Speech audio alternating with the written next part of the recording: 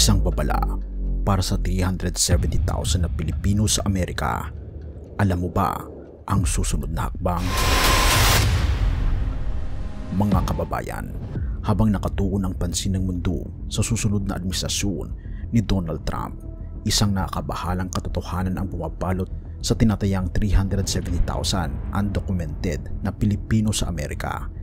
Sa gitna ng mga plano para sa mass deportation, ano ang gagawin ng mga kababayan natin na matagal nang nagtitiis sa tago ng tago na buhay o tinatawag na TNT? Ngunit alam mo ba, may plano na ang gobyerno ng Pilipinas para sa kanila. Kaya manatili kang nakatutok dahil sa bawat linya ng artikulong ito, unti-unti nating bubuksan ang misteryo sa likod ng napipintong deportation at kung paano ito makakaapekto sa libu-libong pamilyang Pilipino.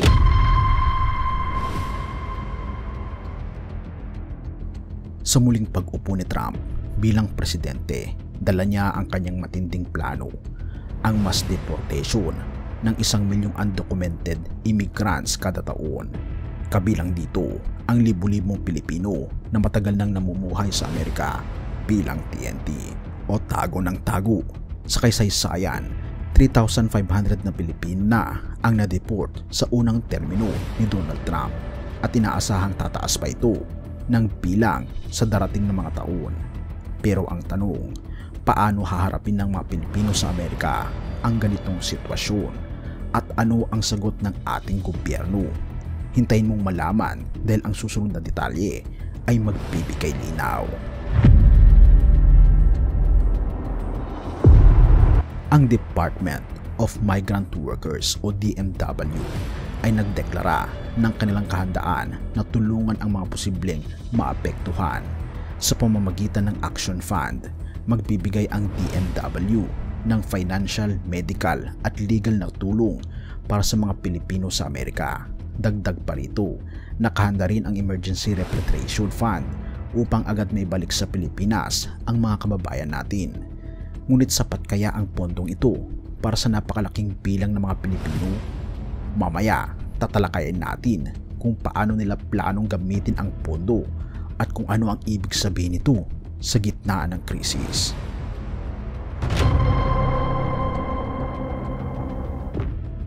Para kay Nicole, isang 24 taong gulang nag-graduate, ang buhay sa Amerika ay puno ng kaba.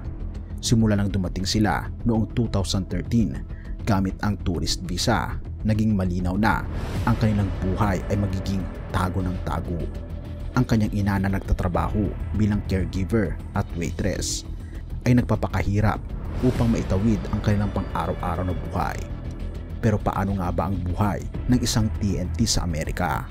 Alamin natin ang mas malalim na kwento ni Nicole sa susunod na bahagi.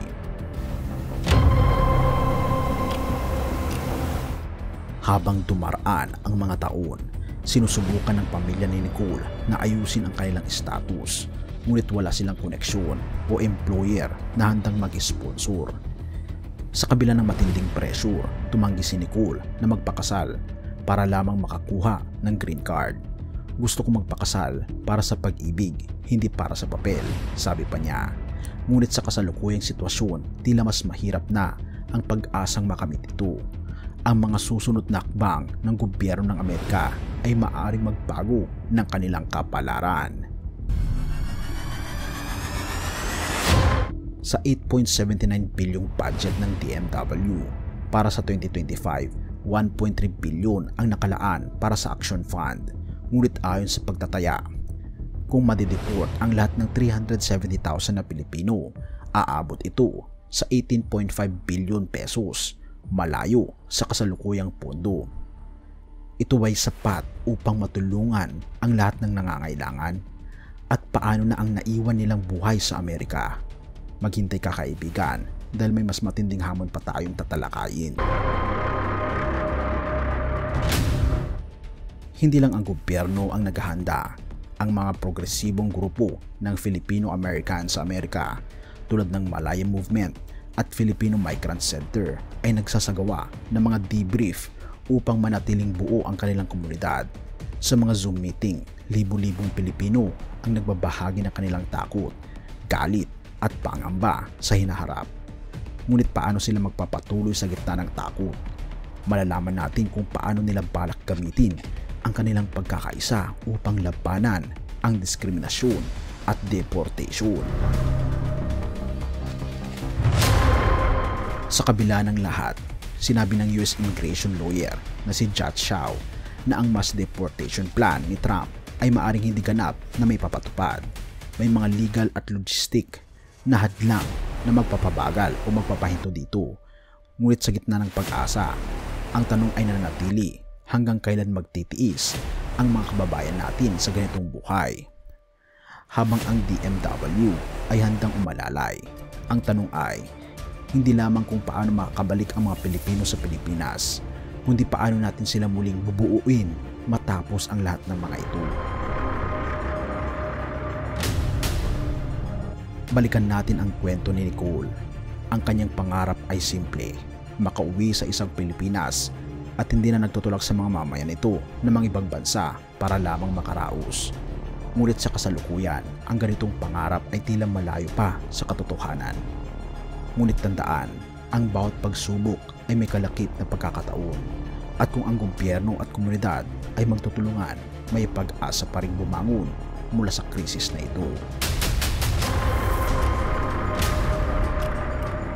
Ang hinaharap ng libo-libong Pilipino sa Amerika ay nakasalalay hindi lamang sa kanilang tapang, kundi pati na rin sa suporta ng gobyerno at lalong higit sa kanilang pananampalataya sa ating Panginoong Diyos. Ang tanong ay hindi kung matatapos ba ang kwento nila, kundi paano ito magtatapos. Ikaw kaibigan, ano ang masasabi mo sa sitwasyong ito? Habang pinag-uusapan natin ang masalimuot na sitwasyon ng libu-libong undocumented na Pilipino sa Amerika, hindi natin maiiwasang magtanong, nasaan ang Diyos sa gitna ng mga krisis na ito? Ang hirap, takot at kawalang katiyakan ay tila bumabalot sa bawat kwento. Ngunit may isang mahalagang paalala ang banal na kasulatan na hindi natin dapat makalimutan. Pero teka, paano ba ito mag-a-apply sa ating personal na buhay? Manatili ka, may mahalagang mensahe ang ating Panginoong Diyos para sa atin sa harap ng hamon na ito. Jeremias 29 verse 11.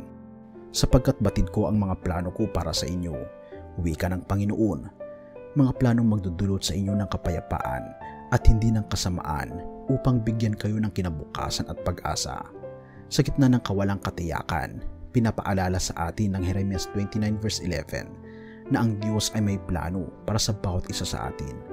Maari ngayon ay naharap ang ating mga kababayan sa panganib ng deportation.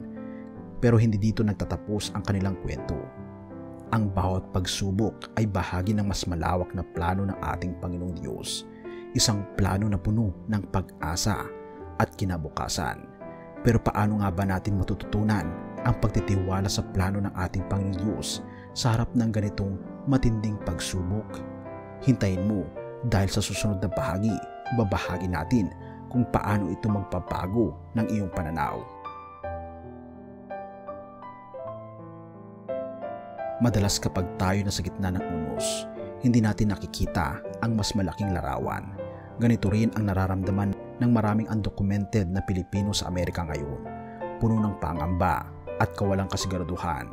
Ngunit paalala sa atin ng Biblia na ang Diyos ay gumagalaw kahit sa mga pagkakataong hindi natin siya nararamdaman.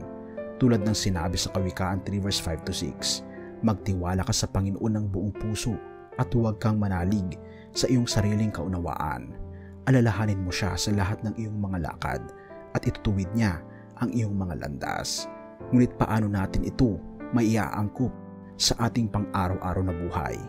Alamin natin sa susunod na bahagi kung paano ang pananampalataya ay maari maging gabay sa bawat hakbang natin.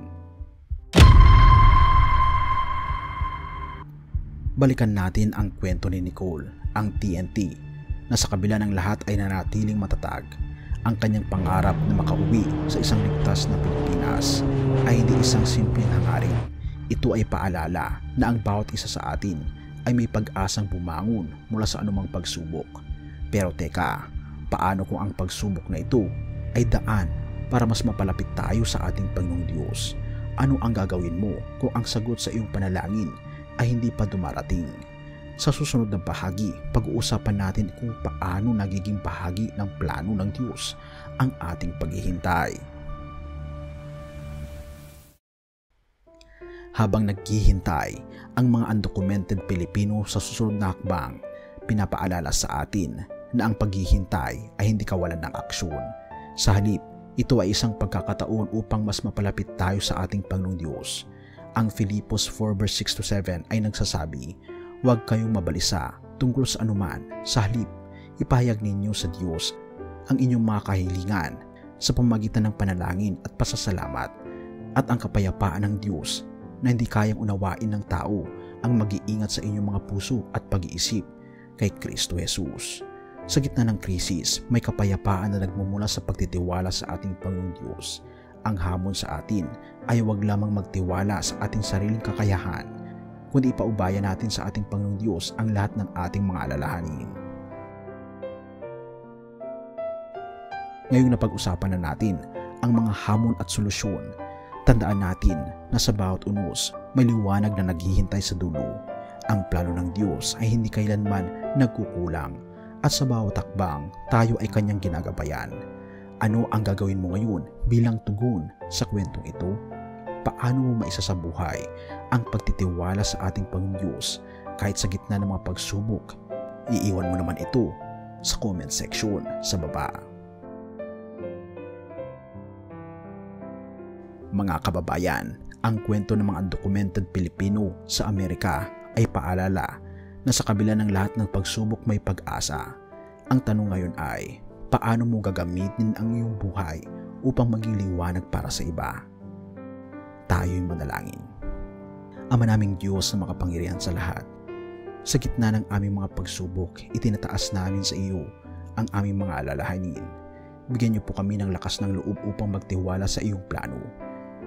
Kahit hindi namin ito lubos maunawaan, patnubayan niyo po ang bawat Pilipinong naghahanap ng pag-asa at tahanan, at ipakita mo po sa kanila ang iyong kapayapaan.